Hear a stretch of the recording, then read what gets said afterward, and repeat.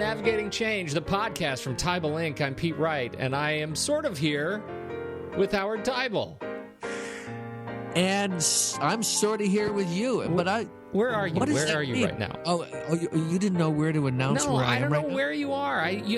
These are the days where I never really know where. The fall is tough because I never know where you are in this universe. So I'm actually sitting at a coffee shop in Portland. I didn't want to tell you. I'm down the street. I'm a block from your house. I'm watching you. But I just couldn't bring myself to let you know that because I've got no time to see you. Oh. Actually, no. I know that hurts, doesn't it? It does hurt. I'm in Philadelphia, right outside of Philadelphia, Pennsylvania, just finishing up the eCubo annual meeting. And tomorrow we're going to be speaking at the Pennsylvania Association of Independent School Business Officers.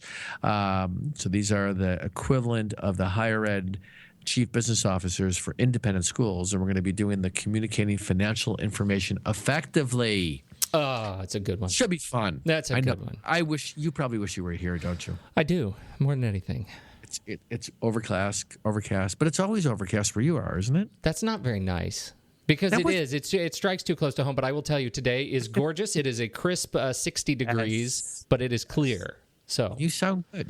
But you always sound good. Well, I'm feeling What are we good. talking about today, Pete? We're talking about power control and shared governance today. Oh, boy. But I know it's a big one. But before we dig in, if you're listening to this, make sure you head over to TeibelInc.com to learn more about us and this show and subscribe for free to our mailing list so you don't miss a single episode. We'll send you an email with the latest episodes every couple of weeks. You won't miss a single thing. It really is the best way to make sure that you can stay caught up with this very show. And, of course, join the conversation on Twitter at Howard Teibel or at Pete Wright. Love to hear from you. Or, of course, you can find us on LinkedIn. There you go. How do you feel? You feel good? You ready to jump in? Yeah, and it's got a pen out because what I wrote down is a reminder. You know what I wrote? What did you write? None of us have really any control. Oh. And that's and I'll tell you, that might, maybe we're losing some people now, like, oh, come on, I have control. But the big picture, 30,000, 50,000 feet, I think we have a view about our ability to make things happen, and some of us have authority, so we have the illusion of control or the ability to control. But when it comes to shared governance, and there's very clear formal definitions of what this means, but it really is about the collaboration between the leadership bodies that orchestrate a college or university. And I'm going to read something. Linda McMillan spoke. She's a former provost of Susquehanna University, and she was speaking at an Association of American Colleges and Universities back in 2002. And that's what's so great. Here's what I love about higher ed, too, is you can go back to the early 1800s and read a quote, and it's like, it's still relevant. Yeah, it's still relevant. Right? Yeah, because we're really good at changing briskly. Yes. But 2002 is like, yesterday. Yeah. So listen to this quote. Faculty and administrators in most universities come together daily to accomplish a variety of tasks. However, we do not often perceive ourselves to be collaborators. Frequently, we encounter each other as adversaries, bound to represent our distinctive groups and monitor the behavior of the other side. Thus, we focus on negotiating compromise rather than on collaborating to create the most effective solutions. When I read this in front of people, whether you're on the academic side, the administrative side, students don't quite see this. They're not exposed to this in the same way. But I can tell you, academics and administrators look at this and say, yeah, that pretty much captures how we work together. We are, and again, some people out there listening are going to say, I have a unique situation. I don't have that adversarial role. And all I'd say to you then is you're really lucky, because the nature of the game out there plays out very often, and rightfully so, is that our focus is to represent our distinctive groups and make sure that other people are not getting in our way. Oh my goodness, that's the one that gives me heartburn. Like I was okay, like with the first paragraph. We don't often perceive ourselves to be collaborators. Okay, that is a truth, and the number of times we come together to meet because we're a task-oriented culture in higher ed, just as much as we're task-oriented in many businesses. We don't do a good job of flipping the office as good a job as we're doing flipping the classroom. And so we're not very, very project-based or collaborative. That's a truth. I get that. We can talk more about that if you want. But the one that really struck me is this idea that we represent our distinctive groups and monitor the behavior of the other side, because it takes you to that sort of protectionist mindset, that turf mindset. And that is, as you said, yeah, there are unique experiences out there, but I think there are probably more where we're still dealing with this turf-oriented position where we have to protect ourselves and what we have acquired, or else it will be taken from us. And I don't think this is not something we should be too overly hard on ourselves about. I think that the uniqueness of how decision-making and progress happens in higher ed is in a slightly different way that we sort of have our government with the legislative and executive and judiciary branch, right? There is a making sure that no one body can run ahead with something without checking with the other bodies. And presidents, because I've worked with a bunch, will absolutely say to me, there's very little I have control over. The best presidents have the ability to influence the people that are both the people they report up to, which is their trustees, and then sort of keeping the peace and the vision moving forward between academics and administration. And what's fascinating about this, I think we all agree that we need to have strong administration focused on making sure that the trains are running and people are getting paid, and all of the behind-the-scenes work that goes into operating university. And front and center, we need faculty to feel like they're contributing, that they're honored in the way of what they do. But where it breaks down is we don't have great language when we come together in terms of understanding each other. I mean, the very simple example is administrators come to, and I'll just use finance as an example. Finance is complicated. I mean, the nature of putting together a financial report, a quarterly report, and then presenting it to your trustees. If those trustees have a finance background, they in themselves can be confused because the nature of the language that's used, since it's not for profit, there's a whole other series of language that's embedded in higher education. But then you take that same presentation and you try to talk about, here's our financial condition, and you bring that to the faculty or to the faculty senate, any academic body. You've got to rethink how you talk because you are speaking Greek. And finance people need to do a better job of getting off of their jargon and finding a way to connect with faculty on faculty's terms. How do you talk about that? Because in my experience, we create silos based on expertise. It's a very natural sort of, it's human nature, right? So the finance people will stick together, and the faculty is why faculty are faculty. They kind of have their own mindset, and that's sort of how we work. But it seems to me, as soon as you start introducing this concept of collaboration, that a true collaboration would mean that the language that we are creating the work product in is a language that is universal for these bodies. And so we would be able to present to faculty in a language faculty understands because faculty was involved in the process somehow. I'm speaking at a very high level, kind of generic, but I'm interested in how you talk about it. How can you increase collaboration earlier in the process? Not so much a monitor and present, but, take a more active role. For the colleges and universities that I've worked with, it's very obvious that if there's an initiative that wants to move forward, let's say that we want to explore more distance learning, we want to find ways to use online learning in a more creative way, whether it's in the classroom or, not so much MOOCs, where it's, we're going to make it available to thousands of people, but we want to be more creative in that you just said, flipping the classroom. Well, there's a number of dimensions to that.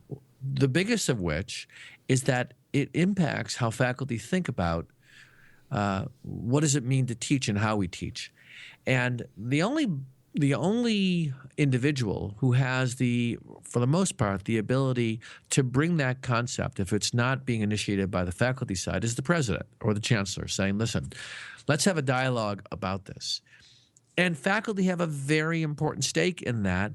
And it comes down to, in this case, Pete, whether or not the relationship between the academic leadership and the administrative leadership is strong. You got the leaders you got, and until something changes, you either are fortunate enough to have a set of leaders who are working towards building increasing respect and understanding for each other's needs, or you don't. And if you don't, you're going to have a harder time influencing them. And I see a lot of that kind of resignation out there. I wish we had a different leader, or we had a greater partnership, whether it's a business officer having that conversation about a chief academic officer or vice versa.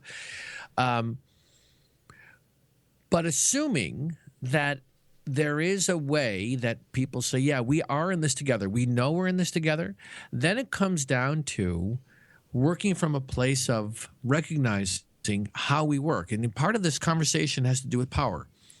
And there's a lot of different points of view about power, one of which is given that faculty really do not have to cooperate, right?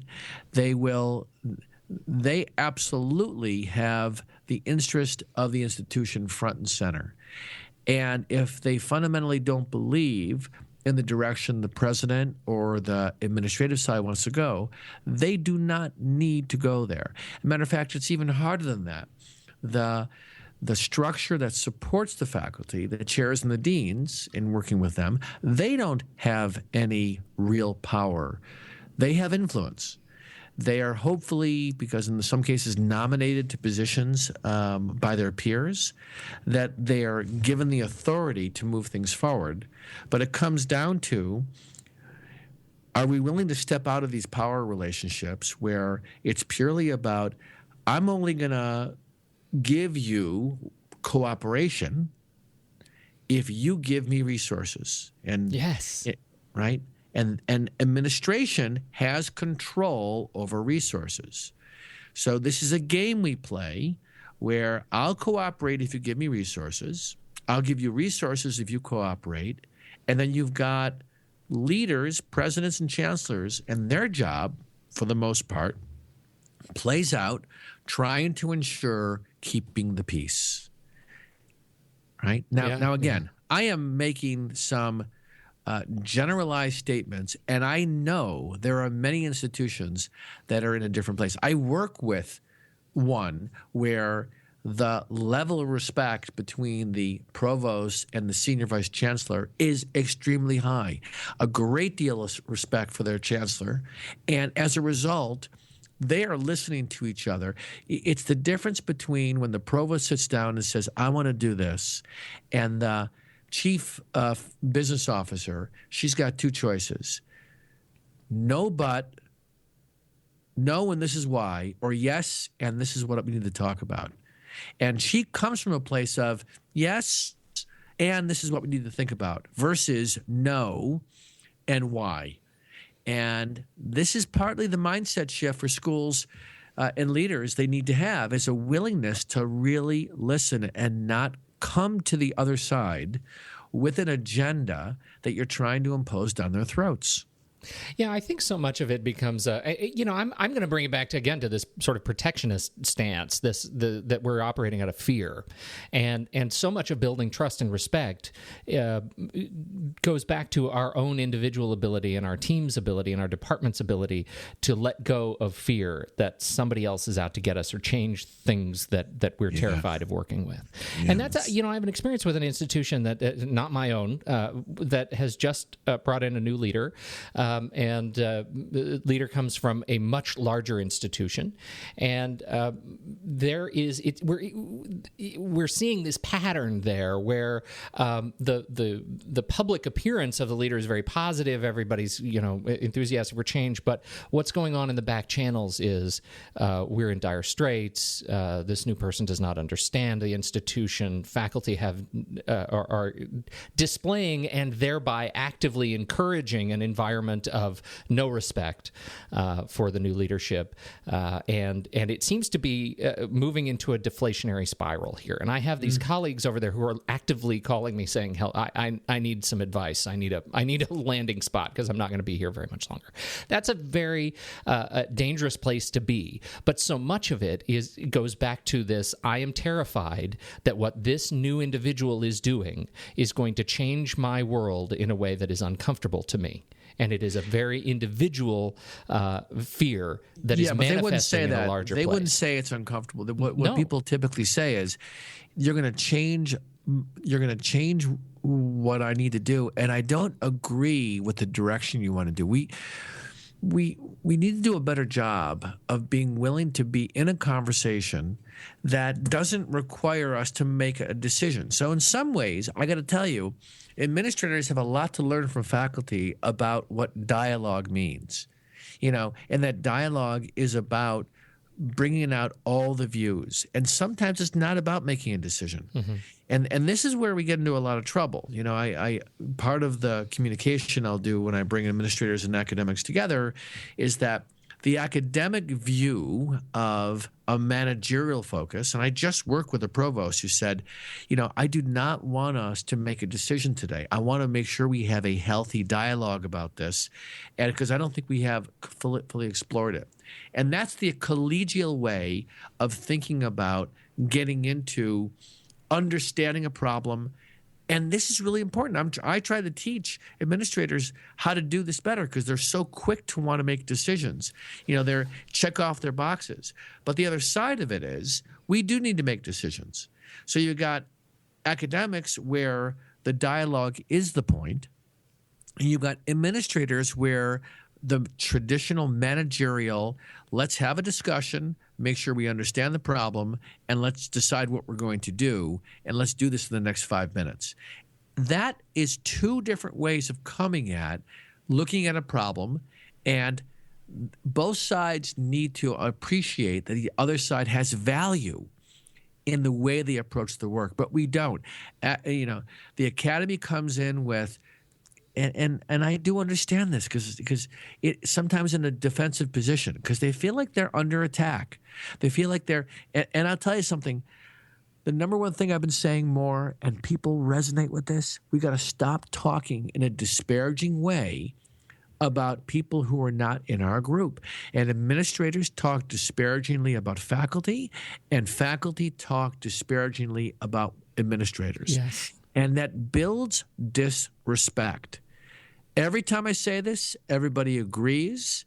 And the only way it's going to change is if we monitor our own behavior and we recognize that we're doing our institution a disservice when we talk amongst our peers behind closed doors and we make fun of the other side.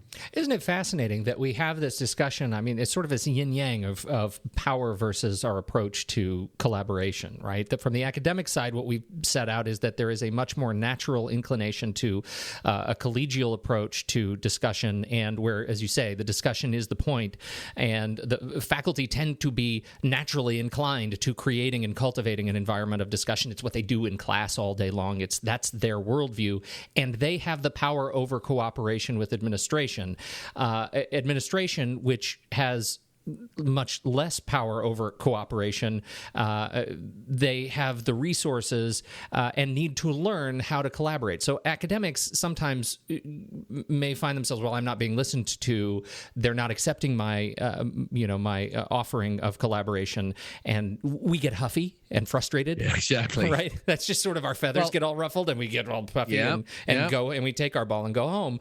That's right. And that doesn't get anywhere either. And yet we have the natural skill to create an environment of collaboration between administration and academics. We do have the natural skill to do this. We just have to be mindful of what our intention is when we come into a meeting with people outside of our area. Yeah. Is our goal to impose something on them, or is our goal to engage them? And this gets straight to the sort of third point of what a healthy shared governance environment looks like. Well, so to that point, let's not forget the most important or equally important body, which are the trustees, the boards.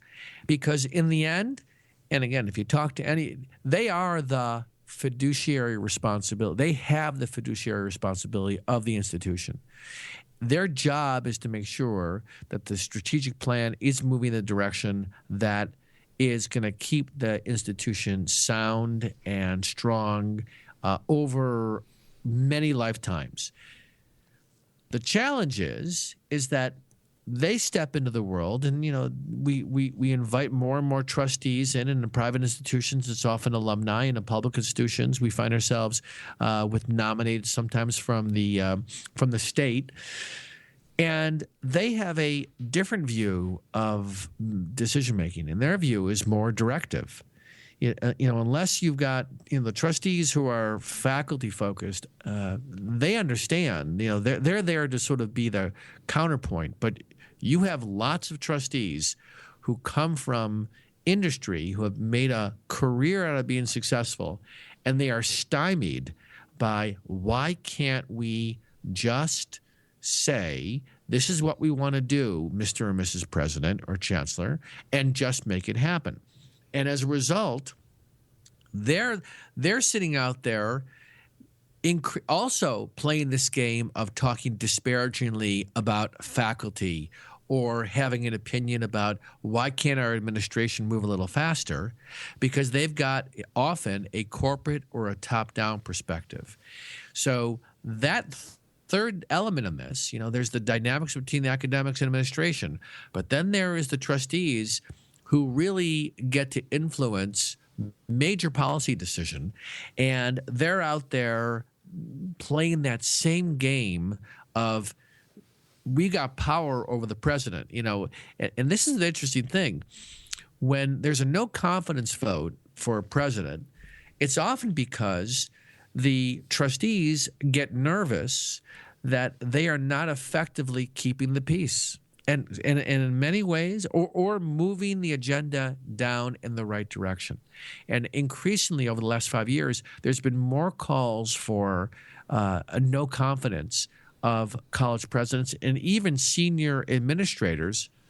And it's coming because trustees are finding themselves sort of, in some cases, uninformed about the way governance really happens, and in other cases, not really being willing to make the time to, in a sense, to treat and work with their president in a collaborative way and dig in there. And there's lots of ways of talking about this. I mean, the other dimension in this, too, is for a college president or a university president or a chancellor, they want to make sure that their trustees are involved, but not overly involved. And that's the right thing.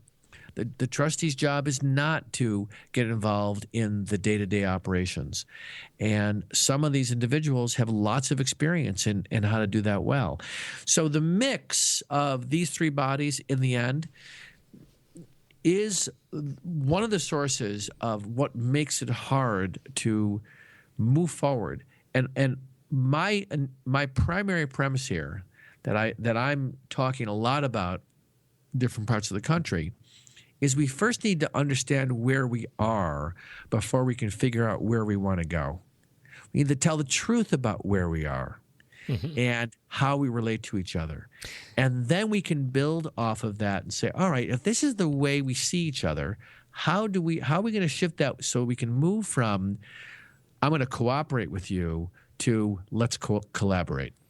That is just something that's floating around in my head while I'm listening to you talk. Is we went through our own massive leadership change 2-3 years ago, and it was really traumatic. And there were some really low points in some faculty senate meetings that were very dark. But what we came to is that at its very darkest, across the institution, each of these three bodies had lost the assumption that the other two bodies were operating with the best interests of the university at heart. So that is what I call, and I'm sure you call, goodwill. Yeah. And when we give up goodwill, that we trust that the other side, that we trust the people who are part of our leadership, don't have both our best interest in mind and the institution's best interest in mind, and we lose that trust, we're not going to go anywhere. Yeah. So you hit the nail on the head by describing that mindset of where when that trust kind of breaks down, that's where we end up even getting more retrenched with our own groups. Yes. So what I want to see, what I want to contribute more to, is getting these bodies together to have honest conversations. And the reason they don't, see, those that do and take me up on this is because they're interested in moving this conversation beyond the power relationship. And those institutions that are more interested at the leadership level of maintaining control and power, they're going to have a hard time navigating, making innovative and tough decisions, because the academic side of the house, administrative side of the house, and trustees, they are living in siloed worlds, and they've got very different views on what innovation and change looks like. Yeah. I love it, and I the real gift of that whole experience is when you realize that you get that assumption back of each other, the institution becomes really remarkably healthy. Oh, absolutely. Yeah. And we've got, like I said, there are great examples of this. But if you're in an institution where you don't see this coming from your peers and peers that work in other areas, it's incumbent upon you to say, can we speak what's really going on? This is the classic. This is as good an elephant in the room as anything. Yes. And are we willing to put these on the table and have honest dialogue? If this is true for you, this is an area to start exploring and to start thinking about. Wonderful conversation. I'm glad you brought this one. You kind of surprised me with this one, but I'm really glad you did. This is a great way to explore this topic. It's rare I can surprise you. Well, you think better on your feet than anybody I know, Pete. Well, you're very kind. Hang on, I need to write this down in my diary. Yeah. A compliment for you goes a long way. Yes, it does. Oh, by the way. So last night. Oh, story. Okay. Quick story. Mike Gower was having it was the closing night for the eCubo annual meeting, and he has turned over his leadership on Tuesday to Lynn Schaefer from UMBC. And he invited me to this little gathering, and I walk into his suite, and there's a piano. No. Yes. Were you able to rip it out? So I sit down, and I did the Navigate and Change podcast theme for Mike. It was like my gift to Mike. Oh, that warms my heart. It was awesome. So, I mean, nobody in the room, most people didn't know that I keep the fact that I play.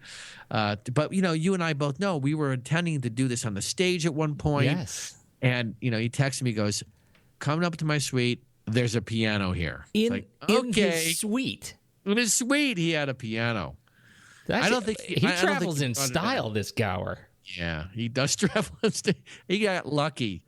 Or are you saying that the piano wasn't there? It was in his trailer that his entourage wheels from state to state wherever he goes. With a piano. I do think he travels with a piano. Nobody knows that about him. It's Mike Gower dragging his piano across the country. That's right. Well, and I should say, this is by the time people are hearing this particular episode, it will have been some time since the Ikubo annual meeting. But we should say again our deepest thanks to Ikubo and to Mike specifically, and as he is has wound down his term and handed over to Lynn. We appreciate you both very, very much. Thank you so much for everything you've done for us, and we appreciate being a part of the Ikubo world. So, is that fair to say? You just said it. You can't take it back. That's right. And it's fair to say. All right. Thank you, everybody, for downloading and listening. And on behalf of Howard Teibel, I'm Pete Wright. We'll catch you next week in Navigating Change, the podcast from Teibel Inc.